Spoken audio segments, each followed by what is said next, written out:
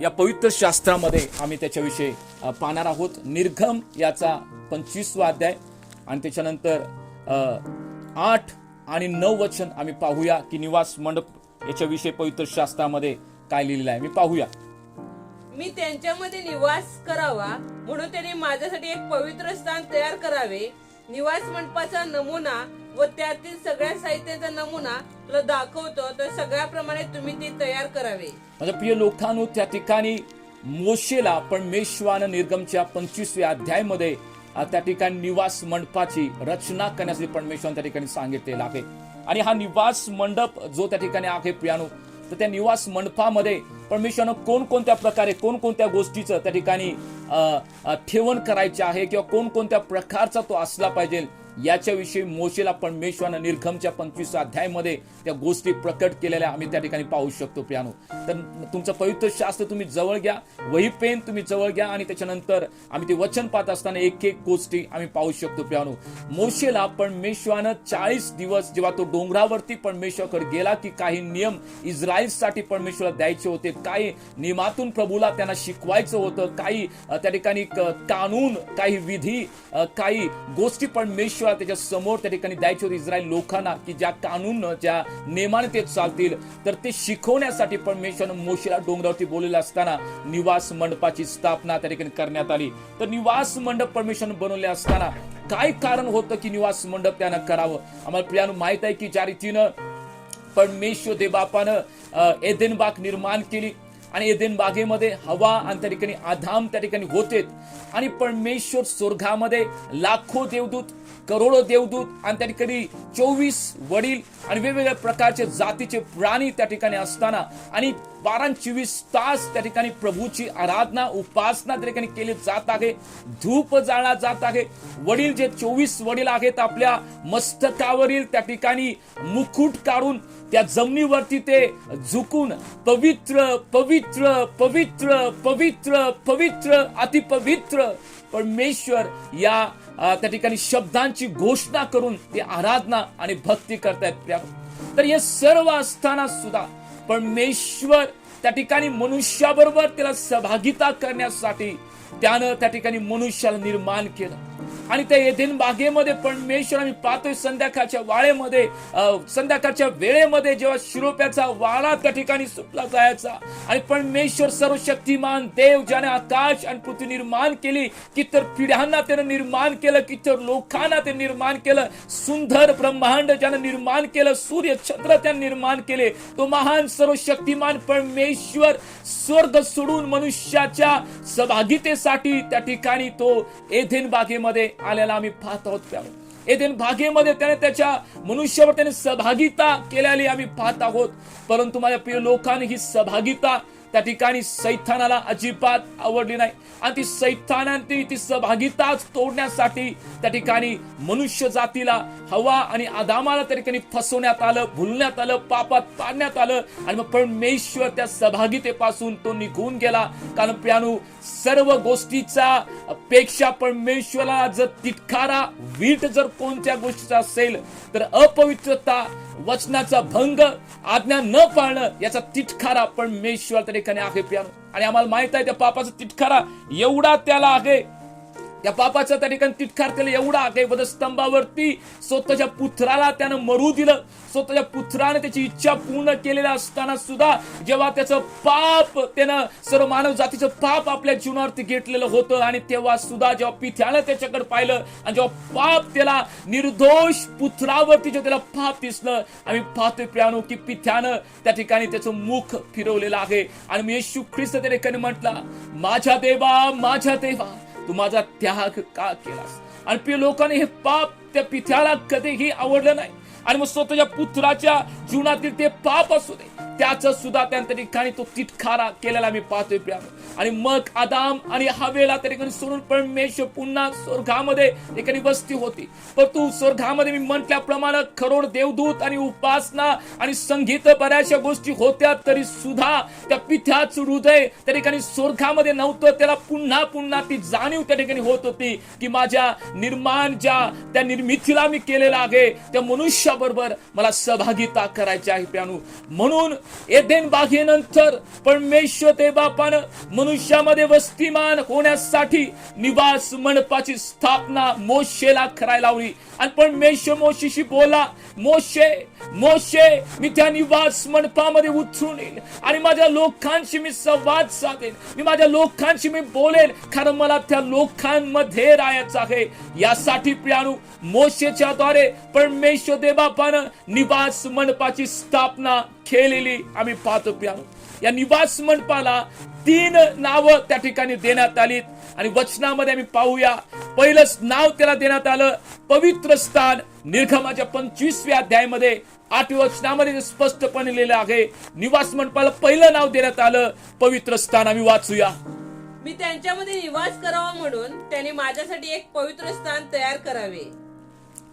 पहिलं निवास मंडपाला त्या ठिकाणी नाव देण्यात आलं, ते नाव होतं माझं प्रियानो पवित्र स्थान. पवित्र स्थान जिथं देव त्या ठिकाणी वस्तीमान असेल, हे पवित्र स्थान त्या ठिकाणी देण्यात आलं. आणि योबाच्या पुस्तकामध्ये त्या ठिकाणी लिहिलेलं आहे, अहो स्वर्ग त्या ठिकाणी का पवित्र आहे, स्वर्ग का पवित्र आहे. योग म्हणतो स्वर्ग पवित्र असायचं कारण पवित्र देव स्वर्गामध्ये वस्तीमान आहे. स्वर्ग पवित्र आहे म्हणून देव पवित्र नाही प्रियानो, देव पवित्र आहे म्हणून स्वर्ग पवित्र आहे. ही त्याची पवित्रता आहे. आणि ज्या ठिकाणी तो उतरेल त्या ठिकाणी ते ठिकाण पवित्र झालं होईल, ते ठिकाण पवित्र होईल प्रियानो, का तो देव त्या ठिकाणी पवित्र देव आहे. म्हणून पहिलं त्या निवास मंडपाला नाव जे होतं निर्गमाच्या 25व्या अध्याय 8व्या वचनामध्ये पवित्र स्थान म्हणून त्याला त्या ठिकाणी सांगण्यात आलं. दुसरं नाव त्याला देण्यात आलं निवास मंडप. निर्गमच्या 25व्या अध्यायामध्ये नववचन काय सांगतंय, निवास मंडप त्याला सांगण्यात आलं. निर्गमाच्या 25वा अध्याय आणि नववचन, निवास मंडपाचा नमुना व त्यातील सगळ्या साहित्याचा नमुना तुला दाखवतो त्या सगळ्याप्रमाणे तुम्ही ते तयार करावे. माझ्या प्रियानं दुसरं नाव देण्यात आलं निर्गम 25:9 प्रमाणे निवास मंडप त्याला सांगण्यात आलं, जिथं देव स्वतः येईल, लोकांबरोबर तो सहभागिता करेल, लोकांच्या पापासाठी अर्पण चढवली जातील, देव त्या ठिकाणच्या सेवकांच्या द्वारे लोकांशी तो बोलेल, संवाद साधेल, असं ठिकाणचं पण त्याला दुसरं नाव देण्यात आलं निवास मंडप. तिसरं नाव त्याला त्या ठिकाणी देण्यात आलं साक्षीचा मंडप. प्रेषितांच्या 7व्या अध्यायामध्ये 44 वचनामध्ये काय लिहिलं पाहूया.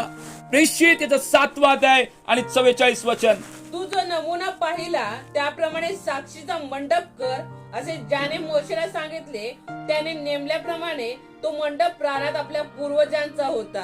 माझ्या प्रिय लोकांनो, त्या ठिकाणी साक्षीचा मंडप हे निवास मंडपाला त्या ठिकाणी नाव देण्यात आलं. आणि सुरुवातीला देव अब्राम, इसाक, याकोब यांच्यावर तो राहिला. आणि याकोबाच्या काळामध्ये आम्हाला पाहताय इस्रायल मध्ये त्या ठिकाणी तीव्र दुष्काळ पडला आणि जगभरामध्ये दुष्काळ पडला आम्ही पाहतोय. याकोब अन्नासाठी सर्व कुटुंबात समवेत मिस्र देशामध्ये त्याला यावं लागलं. आणि त्याचा मुलगा योसेफ त्या ठिकाणी पंतप्रधान म्हणून त्या पोस्टवर तो असताना त्यानं आपल्या वडिलांना आणि आपल्या सर्व त्या ठिकाणी नातलगांना त्यानं बोलवलं. उत्पत्ती 46:27 वचनाप्रमाणे योसेफ व त्याचे 2 मुले मिळून 70 जण त्या ठिकाणी त्या मिस्रामध्ये राहत होते. मिस्रातील जे गोशन प्रांत होतं, जे उत्तम प्रांत होतं, त्या ठिकाणी हिरवळ होती, असं ठिकाण त्या ठिकाणी योसेफाने निवडून आपल्या वडिलांना आणि भावांना ते दिलं. कारण हे मेंढपाळ असल्या कारणानं गोशन प्रांतामध्ये त्या ठिकाणी गवत चांगलं होतं आणि मग त्यांच्या मेंढरांना गवत मिळण्यासाठी गोशन प्रांत मोशेच्या द्वारे तो देण्यात आला.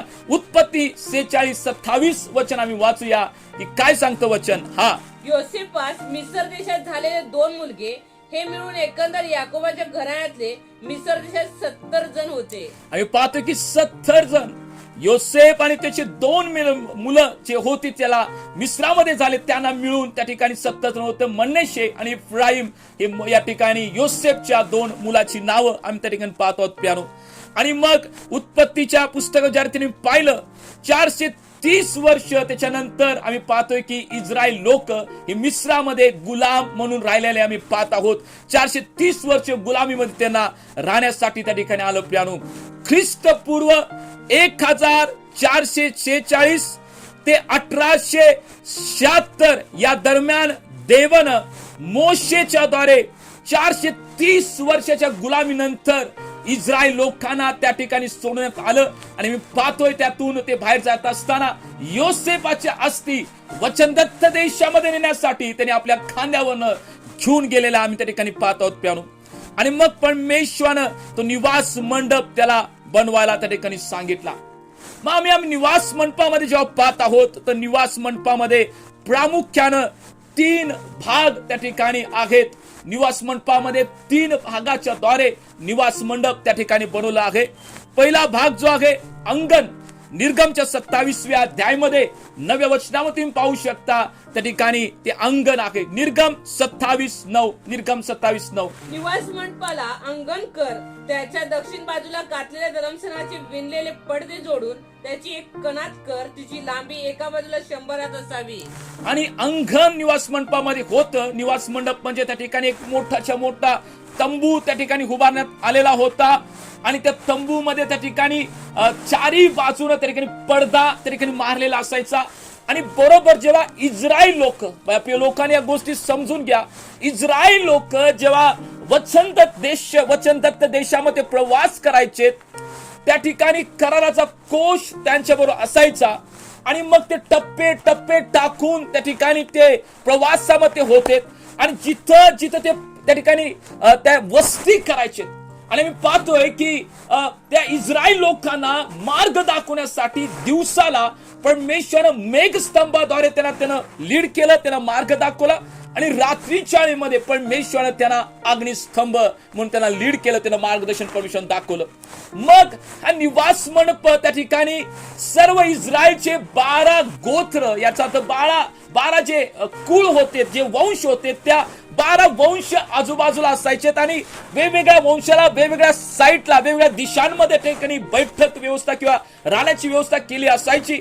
आणि त्या सर्वांच्या मध्ये आम्ही पाहतोय की निवास मंडप त्या ठिकाणी बनवलं जात होतं. आणि किती तर अंतर दूर राहून त्या लोकांना त्या ठिकाणी बसण्यासाठी किंवा राहण्यासाठी व्यवस्था त्या ठिकाणी केली जायची. प्यारू पूर्ण बाजूला त्या ठिकाणी पडदा असायचा. काही लोकांना समजण्यासाठी एक कठीण जाईल, अवघड जाईल. पण तुम्ही तुमचं पवित्र शास्त्र जवळ घ्या, समजून घ्या. आणि जर काही समजलं नसेल तर नक्कीच तुम्ही त्याच्याविषयी प्रश्न नंतर तुम्ही विचारू शकता प्यारू. तर बाजूनं पूर्ण 12 गोत्र असायचे. आणि मग मध्ये त्या ठिकाणी हा निवास मंडप त्या ठिकाणी असायचा. आणि मग 4ही बाजूनं पडदा मारला जायचा जेणेकरून बाहेर लोकांना ते दिसू नये. आणि मध्ये तो मोठा तंबू किंवा मंडप तो केलेला असायचा. आणि त्याच्यामध्ये वेगवेगळे भाग त्या ठिकाणी असायचे. आणि 3 भाग आम्ही पाहिलेत. पहिला भाग जो होता अंगण होता. मग अंगणामध्ये काय काय होतं हे सुद्धा पाहणार आहे, त्याचं मिनिंग सुद्धा आम्ही नक्कीच पाहणार आहे. पहिला भाग हा अंगण होता, हे लक्षात ठेवा. दुसरा भाग आम्ही पाहूया इब्री लोकासच्या 9व्या अध्यायामध्ये. पहिलं वचन काय सांगते इब्री लोकास याचा 9वा अध्याय आणि पहिलं वचन. पहिल्या करारात ही उपासनेचे विधी होते व पवित्र स्थान होते, पण ते पृथ्वीवरचे होते. वचन सांगतंय त्या निवास मंडपामध्ये एक दुसरा जो पार्टिशन केलेला पडदा मारून त्या ठिकाणी पार्टिशन वेगवेगळं त्या ठिकाणी भाग केला. तो पहिला भाग म्हणजे अंगण पहिला भाग. दुसरा भाग आम्ही पाहतोय की जिथं तंबू होता. अंगण हे ओपन होतं, कोणत्या प्रकारचं तंबू त्या ठिकाणी नव्हता, ओपन होतं. मग त्या अंगणाच्या त्या ठिकाणी बाहेर त्या ठिकाणी घंगाळ असायचा आणि त्या ठिकाणी वेदी असायची. आणि त्याचं वेगवेगळं मिनिंग आहे, नक्कीच आम्ही त्याच्याविषयी पाहणार आहेत. आणि जेव्हा त्या तंबू मध्ये जे भाग 2 केलेला असायचे, तो पहिला भाग जो आम्ही पाहिला जसं अंगण आहे, दुसरा भाग तंबू मधला परमपवित्र स्थान म्हणून तो भाग आहे. आणि त्याच्यानंतर त्यातील आतील भाग त्या ठिकाणी जर आम्ही पाहतोय वचनामध्ये काय लिहिलंय इब्री लोकासच्या 9व्या अध्यायामध्ये 3रं वचन काय सांगतंय. इब्री लोकास याचं 9वा अध्याय 3रं वचन. इब्री लोकास 9वा अध्याय 3रं वचन. आणि दुसऱ्या पडद्याच्या पलीकडे परमपवित्र स्थान म्हटलेला मंडप होता. दुसरा भाग त्या ठिकाणी आम्ही पाहतोय जो तंबू मधला. पहिला जो भाग होता ओपन, त्याला अंगण म्हणतात, त्याच्यामध्ये तंबू नव्हता. दुसरा भाग जो त्या ठिकाणी तंबू केला होता, जसं लग्नासाठी मांडव घातला जातो त्या प्रकारे मांडव हा, परंतु 4ही बाजूने तो पॅक असायचा आणि वेगवेगळ्या व्यवस्था त्या ठिकाणी केलेल्या असायच्या.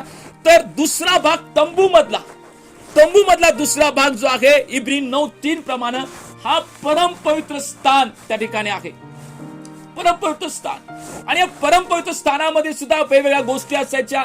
पवित्र स्थानामध्ये सुद्धा वेगवेगळ्या गोष्टी ठेवलेल्या असायच्या. मग समर्पणाची त्या ठिकाणी भाकर असेल आणि वेगवेगळ्या गोष्टीची मांडणी त्या ठिकाणी केलेली असायची. आणि परमपवित्र स्थानामध्ये सुद्धा त्या ठिकाणी कराराचा कोश त्या ठिकाणी ठेवलेला असायचा. अशी वेगवेगळ्या गोष्टीची मांडणी त्या ठिकाणी आम्ही त्या ठिकाणी पाहत आहोत. प्यानो, निवास मंडप जे आहे हा स्वर्गाचा नमुना आहे. प्यानो, निवास मंडप जे आहे जे आम्ही आता पाहिलं तो स्वर्गाचा त्या ठिकाणी एक नमुना आहे. स्वर्गामध्ये जे जाण्याचे नियम आहेत तेच शारीरिक व आत्मिक नियम पाळून निवास मंडपामध्ये जायला लागायचं. कोणताही बेसुंती व्यक्ती त्या ठिकाणी तो निवास मंडपामध्ये म्हणजे अंगणामध्ये तो प्रवेश करू शकत नव्हता. आता देवाचं मंदिर खुलं आहे. येशूच्या कृपेच्या द्वारे आम्ही त्या ठिकाणी त्या मंदिरामध्ये प्रभूच्या येऊ शकतो. परंतु त्यावेळी प्रभूला भेटण्यासाठी बेसुंती त्याची सुंता झाली नाही आहे असं कोणीही व्यक्ती निवास मंडपामध्ये, याचा अर्थ अंगणामध्ये तो प्रवेश करू शकत नव्हता. दुसरी गोष्ट, परमपवित्र स्थानामध्ये जे काम प्रभूनं लेवी लोकांना दिलं होतं, याजकांना दिलं होतं, त्या व्यतिरिक्त कोणीही इस्रायल मधील सामान्य व्यक्ती ज्यांना प्रभूच्या कार्यासाठी वेगळं केलेलं नाही असा कोणीही व्यक्ती पवित्र स्थानामध्ये असेल कोणी जाऊ शकत नव्हता. परमपवित्र स्थान त्या ठिकाणी होतं जिथं वर्षातून एकदा जो महायाजक आहे, इस्रायलच्या अखंड 12 गोत्रांच्या पापार्पणासाठी तो त्या ठिकाणी मध्यस्थी करायला त्या ठिकाणी वर्षातून एकदा ज्याला महायाजक म्हणतात, तो त्या ठिकाणी परमपवित्र स्थानामध्ये तो प्रवेश त्या ठिकाणी करायचा. प्यानो, आज आम्ही देवाच्या कृपेद्वारे येशूच्या वधस्तंभावरच्या बलिदानाद्वारे आम्हाला त्या ठिकाणी जी कृपा मिळालेला आहे त्या कृपेच्या द्वारे आम्ही आमच्या देवाला आता डायरेक्ट आम्ही भेटू शकतो. कोणत्याही प्रकारचं अडखळण त्या ठिकाणी नाही आहे. कोणत्याही प्रकारच्या मध्यस्थीची आवश्यकता नाही आहे. आणि आम्हाला माहित आहे माझ्या प्रिय लोकांनो की जेव्हा येशू ख्रिस्ताने वधस्तंभावरती आपले प्राण सोडलेत आणि तो म्हटला आता जेव्हा पूर्ण झाले, वचन सांगते तो पडदा वरून खालीपर्यंत पाठला. पवित्र स्थान आणि परमपवित्र स्थान यांचं डिवायडेशन करण्यासाठी जो मध्ये पडदा तो जो ठेवला होता प्रियानो, तो पडदा त्या ठिकाणी जवळजवळ 60 फूट हाईटला होता आणि 22 फूट तो रुंदीला होता. आणि त्यांची जे थिकनेस होतं ते जवळजवळ 4 इंच थिकनेस त्याचं होतं. एवढा जाड तो पडदा होता. आणि त्याची सर्व काळजी घेण्यासाठी विशेष लोकांना परमेश्वरानं अपॉइंट केलं होतं, नेमलं होतं. एवढा मोठा पडदा, त्याचे कलर सुद्धा आहेत, कलरचं सुद्धा वेगवेगळं मिनिंग आहे, अर्थ आहे, ते सुद्धा नक्कीच येत्या दिवसामध्ये आम्ही पाहणार आहोत. ते एवढा 4 इंची तो पडदा येशू ख्रिस्तानं रक्त सांडण्याच्या द्वारे तो फाटला गेला. आणि हे प्रभूनं सांगितलं, येशूने सांगितलं की आता पित्याला भेटण्यासाठी कोणतेही अडखळ नाही. वर्षातून एकदा तुम्हाला जायची गरज नाही. तुम्ही दररोज एव्हरी डे त्याला जेव्हा भेटायची तुमची इच्छा आहे, पित्या म्हणून जेव्हा तुम्ही त्याला हात मारता, मग तुम्ही तुमच्या कामाच्या ठिकाणी असो, मग तुम्ही त्या ठिकाणी गाडीवरनं फिरत असाल, तुम्ही एखाद्या प्रवासामध्ये असाल, तुम्ही तुमच्या बंद खोलीमध्ये असाल, कुठंही जेव्हा त्याला पित्या म्हणून तुम्ही हाक मारता, तुम्ही तुमच्या पित्याला त्या ठिकाणी भेटू शकता, त्याच्या जवळ तुम्ही जाऊ शकता, त्याला हाक मारू शकता. येशूच्या रक्त सांडण्याद्वारे आता कोणत्याही प्रकारे अडखळण त्या ठिकाणी राहील नाही. जुन्या काळातील लोकांना पित्याकडे जाण्यासाठी बरेचसे कर्मकांड, बऱ्याचशा गोष्टी करायची आवश्यकता होती. तरी सुद्धा ते लोक विश्वासानं, ते लोक प्रीतीच्या द्वारे, ते लोक त्या ठिकाणी परमेश्वराच्या त्या भेटण्यासाठी आतुरतेनं, ताणेनं, खळवळेनं ते परमेश्वर समोर जाण्यासाठी बऱ्याचशा गोष्टी ते करत होते. वेगवेगळे अर्पण घेऊन जात होते, वेगवेगळे सण पाळले जात होते. त्याच्याविषयी सुद्धा येत्या दिवसामध्ये आम्ही नक्कीच पाहणार आहे. आणि एवढं परिश्रम करून ते पित्याला भेटायला जात होते. आज दुर्दैवाची गोष्ट आहे, पित्या इझी अवेलेबल आहे, परंतु आम्ही प्रार्थनेसाठी उठू शकत नाही. आम्हाला झोपेनं वेढलेला आहे. आम्ही आमच्या कामांमध्ये व्यस्त झालेला आहोत. आम्ही जगातल्या गोष्टींमध्ये आम्ही व्यस्त झालेला आहोत. आणि हा ख्रिसमस महिना तर बरेचसे लोक त्या ठिकाणी व्यस्त असतात. घरातली साफसफाई करायसाठी असू दे, फराळ बनवण्यासाठी असू दे, कपडे लत्ता घेण्यासाठी असू दे, एवढे ते व्यस्त असतात. कधी कधी त्या व्यस्तपणामध्ये रविवारच्या भक्तीला सुद्धा त्यांना यायला जमत नाही. ते लोक नाही आम्ही येऊ शकत, कारण आम्हाला घरातलं रंगकाम करायचं आहे, फराळ करायचे आहेत, कपडे घ्यायचे आहेत. या जुन्या काळातील लोकांना आम्ही पाहूया प्रियानो, एक त्या ठिकाणी एक कळवळ्यानं ते पित्याला भेटण्यासाठी त्या ठिकाणी ते जात होते. आणि मी पाहिलं की वेगवेगळ्या शारीरिक आणि आत्मिक गोष्टी पाहून त्यांना निवास मंडपामध्ये जायला लागायचे. जेव्हा ते अंगणामध्ये यायचे त्या ठिकाणी घंगाळ ठेवलं जायचं. त्या घंगाळमध्ये त्या ठिकाणी हात पाय धुणं महत्वाचं आहे. त्याचं सुद्धा मिनिंग, घंगाळ, या सर्व गोष्टी, पितळेचं घंगाळ, या सर्व गोष्टी आम्ही पाहणार आहे प्रियानो. वल्लानाचा कोकरा ज्यावेळी मारला गेला, इस्रायल लोक जेव्हा मिस्रातून त्या ठिकाणी बाहेर पडले, तांबडा समुद्र दुभागला गेला, त्यानंतर त्यांना अरण्यात, मरुभूमीत जेव्हा परमेश्वर आणलं, तिथूनच निवास मंडपाची संकल्पना सुरू झाली. तिथूनच. आणि आम्ही पाहतोय की वल्लानाचा कोकरा मारलं जाणं म्हणजे येशू ख्रिस्ताचं वधस्तंभावरचं मरण त्या ठिकाणी आहे.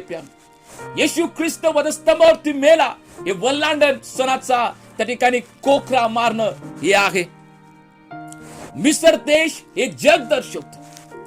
आणि या जगातून बाहेर पडल्याशिवाय कोणीही पित्याला भेटू शकत नाही. आणि मी पाहतोय की त्या तांबड्या समुद्रामध्ये मिस्री जे शत्रू इस्रायल लोकांचे होते त्यांना देवानं मारून टाकलं. तोपर्यंत निवास मंडप बनवण्यात आला नव्हता. तोपर्यंत त्या ठिकाणी त्या समुद्रातून जाण्याच्या द्वारे आम्ही पाहू शकतोय करिंथकरास 10 अध्याय 2 वचनामध्ये, पहिले करिंथ 10:2 मध्ये बाप्तिस्मा हे दर्शवते. जसं इस्रायल लोक तांबड्या समुद्रातून गेले, नव्या करारामध्ये बाप्तिस्मा त्याच्याविषयी दर्शवते. पहिले करिंथ याचा 10 अध्याय 2 वचन आम्ही पाहूया. पहिले करिंथ याचा 10 अध्याय 2 वचन. मेघ व समुद्र यांच्याद्वारे मोशेमध्ये त्या सर्वांचा बाप्तिस्मा झाला.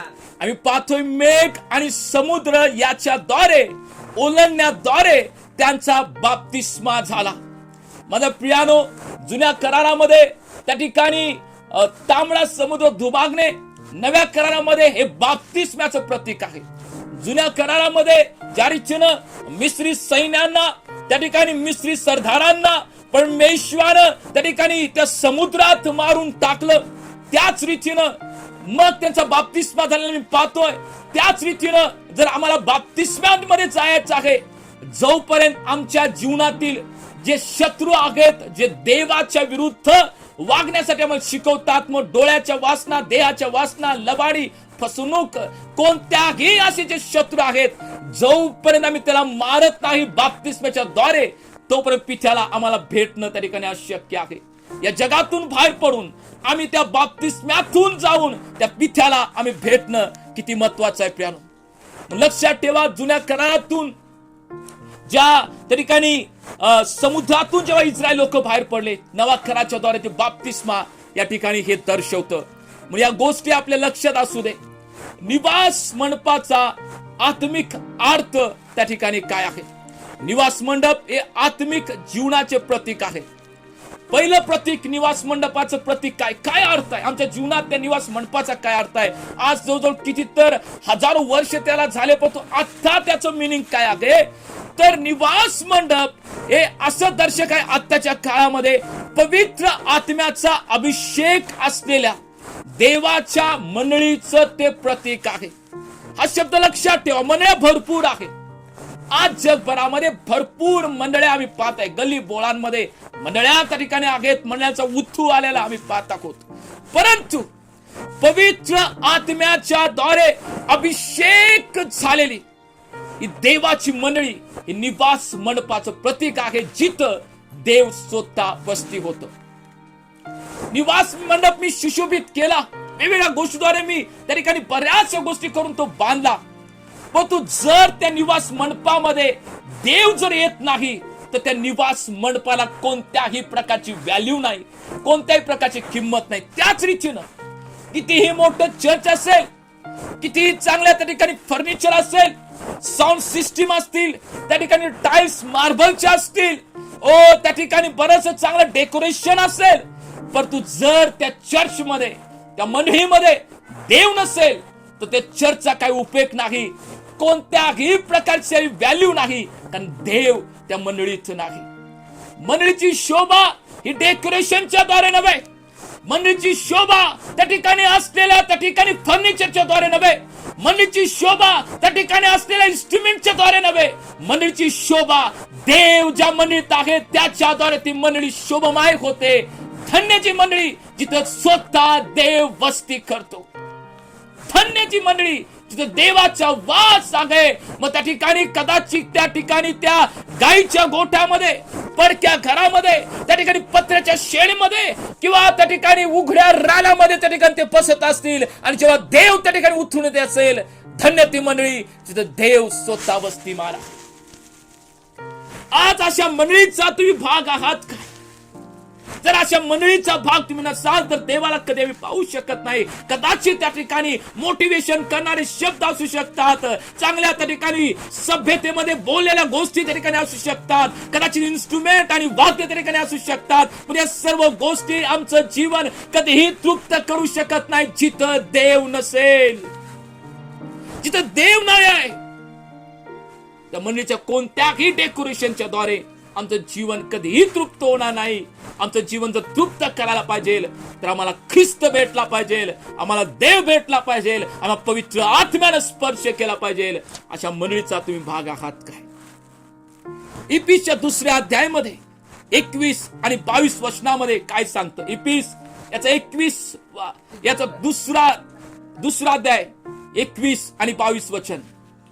त्यांच्यामध्ये संबंध इमारत जोडून रचली असता प्रभूच्या ठाई वाढत वाढत पवित्र मंदिर होते. प्रभूच्या ठाई तुम्हीही आत्म्याच्या द्वारे देवाच्या वस्तीसाठी एकत्र रचले जात आहात. वचन सांगते प्यानो, जेव्हा निवास मंडप त्या ठिकाणी बनवत आला, त्याची हाईट, परत ते 1 हात 2 हात याचा सुद्धा वेगवेगळ्या अर्थ आम्ही येत्या दिवसामध्ये समजून घेणार आहोत. प्रिय लोकांनो, जेव्हा त्या ठिकाणी तो निवास मंडप बनवण्यात आला, त्याची किती तर हाईट होती, इतर वेगवेगळ्या त्या ठिकाणी तलम याचा अर्थ त्या ठिकाणी मलमलित मखमलित त्या ठिकाणी वस्त्राच्या द्वारे ठिकाणी बनवण्यात आलं होतं. मग पित्तळ त्या ठिकाणी होतं, आणि मग कड्या बऱ्याचशा गोष्टी होत्या त्याच्याद्वारे तो निवास मंडप बनवण्यात आला होता. तो नव्या करारामध्ये त्या ठिकाणी तो मंडळी कधी पूर्ण होईल, मंडळी संपूर्ण कधी होईल? प्रत्येक सभासद मिळून त्या ठिकाणी ती मंडळी बांधली जाते. म्हणून गेल्या वेळी सुद्धा जेव्हा कलसेकरच्या पुस्तकातून आम्ही पाहत होतो, मी म्हंटल की प्रत्येक मंडळीतील सभासद हा इम्पॉर्टंट आहे. तो गरीब असेल, त्या ठिकाणी तो लहान असेल, तो ठिकाणी तो कोणत्याही प्रकारे कोणत्याही क्षेत्रातून आला असेल, कोणत्याही जातीचा धर्माचा कोणी असेल, मंडळीमध्ये तो इम्पॉर्टंट आहे, महत्वाचा आहे. आणि मग सर्वांना हे समजणं महत्वाचं आहे. मंडळी सर्व सभासद मिळून त्या ठिकाणी होते. कोणीही त्या मंडळीमध्ये स्पेशल नाही आहे, कोणीही त्या ठिकाणी स्पेशल नाही आहे. मी लीडर आहे म्हणून स्पेशल आहे नाही, मी त्या ठिकाणी आराधक आहे म्हणून स्पेशल आहे नाही, मी त्या ठिकाणी प्रीचर आहे म्हणून स्पेशल आहे नाही. प्रत्येक व्यक्ती स्पेशल आहे, प्रत्येक व्यक्ती स्पेशल आहे. आम्ही कोणीही एक कधी स्पेशल होऊ शकत नाही. आणि प्यानो, त्या जेव्हा त्याची लोक जमतात त्यावेळी एकच नावाचं गौरव होणं महत्वाचं आहे. ते नाव कोणत्या मनुष्याचं नव्हे, ते नाव फक्त प्रभू येशू ख्रिस्ताचं आहे. त्याचं नाव त्या ठिकाणी उंच झालं पाहिजे मंडळीमध्ये, आणि मनुष्याचं नाव त्या ठिकाणी खाली झालं पाहिजे. प्रत्येक व्यक्ती बळून त्या ठिकाणी मंडळी त्या ठिकाणी होते. दुसरा आत्मिक अर्थ निवास मंडपाचा, निवास मंडप हे नित्य स्वर्गाचे प्रतीक आहे. भूतलावरचं आमचं चर्च, आमची मंडळी एक दिवस आम्हाला सोडून जायची आहे. आणि शेवटच्या काळामध्ये आम्ही पाहतो की जेव्हा तो ख्रिस्त विरोधक प्रकट होईल, इस्रायलमध्ये तिसरं मंदिर ज्यावेळी बांधलंच आहे, ख्रिस्त विरोधक जेव्हा प्रकट होईल, या 7 वर्षाच्या काळामध्ये जे शेवटचे 7 वर्ष मंदिराचा छळ, विश्वासलेल्या लोकांचा छळ असेल, गुप्त आगमन झाल्यानंतर त्यावेळी त्या मंडळीचा ताबा, त्या चर्चचा ताबा, जे त्या ठिकाणी मंदिर इस्रायलमध्ये बांधण्यात येईल, ते तिसरं टेम्पल, थर्ड टेम्पल, तो ख्रिस्त विरोधक त्या टेम्पलचा, त्या मंदिराचा ताबा घेईल. याचा अर्थ मला काय सांगायचं आहे, कितीही मोठ्या आमच्या चर्चेस असतील, एक दिवस आम्हाला सोडून जायचा, एक दिवस ते चर्च सुद्धा, त्या इमारत सुद्धा भुईसपाट होतील, परंतु एक निवास मंडप जे नित्य आहे, जिथं देवाला तुम्ही नेहमी पाहू शकता, तो नेहमी तिथं असणार, ते म्हणजे स्वर्ग, नित्य. त्यातून त्या ठिकाणी आम्ही कधीही देवाला पाहणार नाही असं नाही, देव आम्हाला दिसणार नाही असं नाही, देव तिथं असणार याची गॅरंटी आहे. फक्त ही गॅरंटी आम्ही फिक्स करणं, पक्क करणं महत्वाचं आहे. मी तिथं जाईन काय, मी तिथं जाईन काय, पिता तर भेटणार, देव तिथं असणार, पण तू मी तिथं जाणार काय, याची गॅरंटी माझ्या जीवनामध्ये असणं किती महत्वाचं. माझ्या प्रिय लोकांनो, तुम्ही कोणी असाल, तुम्ही लीडर असाल, तुम्ही मंडळीच्या कोणत्याही भागामधून आलेला असाल, पण ही गॅरंटी आमच्या जीवनात असली पाहिजे. आज रात्री मी झोपलेला असताना जरी माझा प्राण गेला तरी मी माझ्या पित्याजवळ असणार, परमेश्वर देव माझं स्वागत करण्यासाठी ठिकाणी असणार. निवास मंडप हे नित्य स्वर्गाचे प्रतीक आहे. प्रकटीकरणाचा 21 अध्याय 3 वचनामध्ये काय लिहिलं पाहूया. आणि मी राजासनातून आलेली मोठी वाणी ऐकली, ती अशी, पहा, देवाचा मंडप मनुष्य जवळ आहे, त्याच्या बरोबर देव आपली वस्ती करील, ते त्याचे लोक होतील आणि देव स्वतः त्यांच्या बरोबर राहील. मला प्रिय लोकांनो, आम्ही चर्च मध्ये जातो देवासंगती वेळ घालण्यासाठी, आम्ही मंदिरामध्ये देवाच्या बरोबर थोडा वेळ घालवतो, 2 तास 3 तास आम्ही मंदिरामध्ये जात असे. काही लोकांना त्याचा सुद्धा कंटाळा येतो, नेहमी घड्याळ बघत राहतात, 3 तास कधी होतील, 3 तास कधी होतील. आम्ही आमच्या बंद खोलीमध्ये आम्ही थोडा वेळ त्या ठिकाणी 2 तास 3 तास आम्ही प्रार्थनेमध्ये घालवतो, त्याच्यानंतर उठतो, आमच्या कामामध्ये, आमच्या वेगळ्या गोष्टीमध्ये आम्ही व्यस्त होतो. वचनामध्ये सांगतं की असं एक ठिकाण आहे जिथं नित्य आम्ही आमच्या देवाला पाहू शकतो, जिथं नित्य आमचा परमेश्वर आम्हाला भेटेल, नित्य आम्ही त्याच्या बरोबर त्या ठिकाणी हितगुज करू. ते ठिकाण स्वर्ग आहे. मी पुन्हा सांगतो, पित्याला तिथं नित्य तुम्ही पाहू शकता, पित्याची नित्य आराधना तुम्ही करू शकता, पित्याला त्या ठिकाणी त्याच्याबरोबर हित गोष्टी तुम्ही नित्य करू शकता. गॅरंटी आहे तो स्वर्गात आम्हाला भेटेल. पण ही गॅरंटी आज आम्ही करूया. मी स्वर्गात जाईन काय, मी स्वर्गात जाईन काय. प्रकटीकरण 21:3 सांगतं, देवाचा मंडप मनुष्या जवळ आहे आणि तो देव त्याच्या बरोबर त्या ठिकाणी राहील. निवास मंडपाचं काम त्या ठिकाणी कुणाकुणाला देण्यात आलं. वेगवेगळे लोक त्या ठिकाणी निवास मंडपाचं काम त्या ठिकाणी करत होते. 1-2 लोक त्या ठिकाणी होते जे कलाकुसरीचं काम त्या ठिकाणी करत होते. त्यांचं नाव आहे बसालेल आणि अलियाब. यांच्याविषयी त्या ठिकाणी वचनामध्ये काय सांगतं, निर्गमच्या 36व्या अध्यायामध्ये पहिलं वचन त्यांच्याविषयी लिहिलेलं आहे. त्यांच्याविषयी थोड्या गोष्टी पाहून, कुणाचे प्रश्न त्या ठिकाणी असतील विचारून आम्ही पुढे जाणार आहोत. आम्ही पाहूया निर्गम 36:1. परमेश्वराच्या सर्व आज्ञाप्रमाणे पवित्र स्थानाच्या सेवेसाठी सर्व तऱ्हेचे काम कसे करावे ते समजण्यासाठी ज्याच्या ठाई परमेश्वराने बुद्धी व समज घातली आहे, ते बसालेल, अहलियाब आणि प्रत्येक ज्ञानी मनुष्य यांनी हे काम करावे.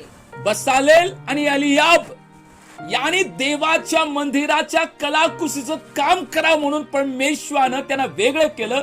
मोशेनं त्या ठिकाणी मोशेला परमेश्वर सांगितलं आणि त्यांना ते काम देण्यात आलं. वचन काय सांगते वचनामध्ये पाहू शकता की देवाचा आत्मा त्यांच्यामध्ये होता. देवाचं मंदिर बांधण्यासाठी देवाचा आत्मा त्यांच्यामध्ये होता. देवाचा आत्मा तुमच्या आणि माझ्या जीवनामध्ये असल्याशिवाय चालते फिरते जे देवाचे मंदिर आहेत त्यांना कधीही आम्ही बांधू शकत नाही. चालते फिरते मंदिर कोण? तुम्ही आणि मी. या जगामध्ये लाखो करोडो लोक यांना जर बांधायचं आहे, हे मंदिर पडलेलं आहे, हे मंदिर त्या ठिकाणी अस्वस्थ त्या ठिकाणी परिस्थिती झालेली आहे, जर त्याला बांधायचं आहे, बसालेल आणि अलियाब ज्या रीतीनं ज्या आत्म्यानं ते भरलेले होते, ते पवित्र आत्मा जर माझ्या जीवनात आणि तुमच्या जीवनात नसेल तर माझ्या प्रिय लोकांनो, आम्ही ते मंदिर जे जिवंत मंदिर आहे 1 कोरिन्थी 16 प्रमाणे ते मंदिर आम्ही बांधू शकत नाही. आज देवाचं मंदिर तुम्हाला बांधायचं आहे काय? देवाचं राज्य तुम्हाला बांधायचं आहे काय? तर पवित्र आत्मा आमच्या जीवनामध्ये असणं महत्वाचं आहे. पवित्र आत्म्याच्या व्यतिरिक्त कोणीही, त्याच्याकडे ज्ञान असेल, त्याच्याकडे डिग्री असेल, BTH करून आले तो व्यक्ती असेल, पण तो पवित्र आत्मा ज्याच्याकडे नसेल तो देवाचं मंदिर कधीही बांधू शकत नाही. कधीही देवाचं मंदिर तो बांधू शकत नाही प्रियाणू. आणि वचन सांगतं पवित्र स्थानात मध्ये असलेल्या कलाकुसरीचं काम त्याला देण्यात आलं. कलाकुसरीचं काम त्याला देण्यात आलं. तर हे कलाकुसरीचे काम होतं ते ठोकाठोकीचं काम होतं. ठोका लागायचं, ठोका लागायचं, ठोका लागायचं, इकडं ठोक तिकडे ठोक, इकडं ठोक तिकडे ठोक. परमेश्वर सुद्धा एक देवाला त्याच्या दृष्टीनं आवडण्यासाठी मंदिर आम्ही बनावं म्हणून पवित्र आत्मा आमच्यामध्ये राहून त्या ठिकाणी आम्हाला ठोकाठोकीचं काम करताय, छन्नी मारत आहे, हातोडा मारत आहे. जिथं जिथं आम्ही वेडे वाकडे आहोत, जिथं जिथं आम्ही बेन झालेले आहोत, जिथं जिथं आम्हाला सरळ व्हायची आवश्यकता आहे, पवित्र आत्माला सरळ करताय. मग तुमच्या कामाच्या ठिकाणातून तुम्हाला त्या ठिकाणी छन्नी बसत असतील, हातोडे बसत असतील, कुटुंबातून असेल, सहकार्यांच्यातून असेल, जिथं तुम्ही आहात तिथून तुम्हाला छन्नी हातोडी बसली असतील. आणि जर कोण म्हणेल की मला छन्नी हातोडी नको, मला या वेदना नको, तो कधीही देवाच्या आवडीचं मंदिर कधीही तो बनू शकत नाही, कधीही बनू शकत नाही. वचनामध्ये आम्ही जर पाहिलं प्रियानो, निर्गम 35-32 मध्ये त्याविषयी काय लिहिलं आहे? निर्गम याचा 35 अध्याय आणि 32 वचन. तो कलाकुसरीचे काम करेल, सोने रुपे व पितळ ह्यांची कामे करेल. कलाकुसरीचं काम करेल. बसालेल आणि अलियाब हे त्या ठिकाणी कलाकुसरीचं काम करेल. बसालेल जो होता तो यहुदा वंशातून होता. निर्गम 35-30 मध्ये तुम्ही वाचू शकता. बसालेल यहुदा वंशातून होता. यहुदा वंश काय? यहुदा वंश याचा अर्थ स्तुती. आणि अलियाब जो होता तो दान वंशातून होता. स्तुती. बसालेल या नावाचा अर्थ स्तुती. यहुदा वंशातून असल्यामुळं यहुदा याचा अर्थ स्तुती. म्हणजे आम्हाला जेव्हा जेव्हा त्या ठिकाणी ठोके बसतील, घाव बसतील, छन्नीचे हातोडे बसतील, त्यावेळी आमच्या जीवनामध्ये बसायल आणि यहुदा वंशासारखं आमच्या जीवनामध्ये ती स्तुती असणं महत्वाचं आहे. आराधना प्रभूला असणं महत्वाचं आहे. आम्ही आमच्या त्या बिकट परिस्थितीमध्ये, आमच्या आजारपणामध्ये, छन्न्या हातोड्याचे घाव बसत असताना आम्ही स्तुती करणार लोक आहोत का कुरकुर करणार लोक आहोत? का आम्ही त्या ठिकाणी नको नको नको हे मला असह्य होतंय अशा प्रकारे आम्ही बोलणारे लोक आहोत? रोम याचा 8 अध्याय आणि 18 वचनामध्ये प्रेषित पौल त्या ठोकाठोकीला, त्या छन्नीच्या हातोड्यासाठी एक सुंदर वचन त्या ठिकाणी तो लिहित आहे प्रियानो. रोम याचा 8 अध्याय आणि 18 वचन. कारण आपल्यासाठी जे गौरव प्रकट होणार आहे त्याच्या पुढे सांप्रत काळाची दुःखी काहीच नाहीत असे मी मानतो. आपल्या पुढे जे गौरव प्रकट होणार आहे, धन्य जे लोक जे शांत बसून छन्नीचे घाव, हातोड्याचे घाव जे सण करतात, सांप्रत काळामध्ये, येणाऱ्या काळामध्ये त्यांना गौरव प्रकट होईल. त्यांना गौरव प्रकट होईल. आपल्यासाठी जे गौरव प्रकट होणार आहे त्याच्या पुढं या सांप्रत काळाची दुःख, निराशा आजारपण, तुमच्या डोळ्यातील अश्रू, तुमचं खिन्न हृदय, तुमची परिस्थिती, माझ्या प्रिय लोकांनो, काही नाही. परमेश्वर तुमच्या प्रत्येक त्या परिस्थितीसाठी तो तुम्हाला गौरव नक्कीच देईल. तो नक्कीच तुमचं जीवन गौरवयुक्त करेल. म्हणून छन्नीचे गाव सण करा, हातोड्याचे खाऊ सण करा. परमेश्वर ज्या रीती निवास मंडप होण्यासाठी बसलेल आणि अलियाब यांना नेमलं कलाकुसरीचं काम करण्यासाठी, त्याच रीतीनं पवित्र आत्मा आम्हाला दिलेला आहे ठोके मारण्यासाठी. एक जो बसालेलचं रूप आहे, दुसरं अलियाब हा देवाच्या एका सेवकाचं रूप आहे, एका मार्गदर्शकाचं रूप आहे, एखाद्या सेविकाचं रूप आहे. एक जो व्यक्ती तुम्हाला नीट मार्गाने चालवतो, त्याच ते प्रतीक आहे. एक उत्तम मंदिर घडवण्यासाठी तुम्हाला ते तयार करत आहेत, जिथं देव स्वतः येऊन वस्ती करेल. धन्य लोक ज्याच्या जीवनात बसलेल आणि अलियाब आहेत, नक्कीच प्रभूला आवडणार ते मंदिर बनते. परमेश्वराचं निवासस्थान त्या ठिकाणी असेल, परमेश्वर स्वतः त्याच्या जीवनामध्ये राहील. आज प्रिय लोकांनो, आज तुमच्या जीवनामध्ये कलाकुसरीचं काम करण्यासाठी बसालेला आहे काय? अलियाब आहे काय? जे तुम्हाला घडवत आहे, जे तुम्हाला आकार देत आहेत, ठोले मारत आहेत, छन्नीचे घाव देत आहेत, तयार आहे काय? याचा विचार आम्ही करूया. आणि जर असेल, स्वीकारूया. मला आणि खाऊ दे, आणि मला बनव, पवित्र आत्म्या आणि मला शिकव. देवाचे सेवक, मला अजून तुम्ही शिकवा, मी तयार आहे. या समर्पणाद्वारे तर तुम्ही आज प्रभूच्या समोर येत आहात. तर उत्तम निवास मंडप परमेश्वर, जे तिचं राहण्याचं ठिकाण आहे, पवित्र स्थान आहे, साक्षीचा मंडप आहे, जिथं प्रभू स्वतः विराजमान असेल, ते निवास मंडप तुम्ही बनवले जातील. प्रियानो, परमेश्वर देवबाप तुम्हाला आजच्या या वचनाद्वारे आशीर्वादित करू.